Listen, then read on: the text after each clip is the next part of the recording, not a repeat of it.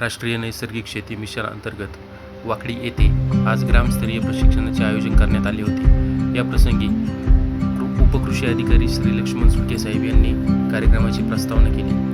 तदनंतर कृषी विज्ञान केंद्राचे मुख्य मार्गदर्शक श्री भैरट साहेब यांनी नैसर्गिक शेती मिशनबाबत सखोल असे मार्गदर्शन उपस्थितांना केले। यामध्ये BRCची निर्मिती, त्याचप्रमाणे समूहाच्या माध्यमातून निविष्ठा निर्मिती करणे याबाबत साहेबांनी सखोल असे मार्गदर्शन केले।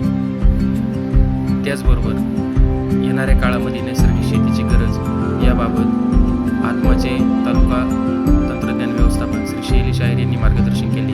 त्याचबरोबर गट शेती व शेतकरी उत्पादक कंपनी यांच्या माध्यमातून सुरू असलेल्या कामांचा त्यांनी उपस्थितांना माहिती दिली।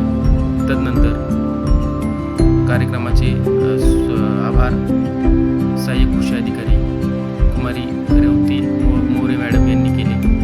तदनंतर उपस्थितांना त्यांच्या शंका यांचे निरसन करून सदर कार्यक्रमाचा समारोप करण्यात आला। यावेळी असंख्य शेतकरी उपस्थित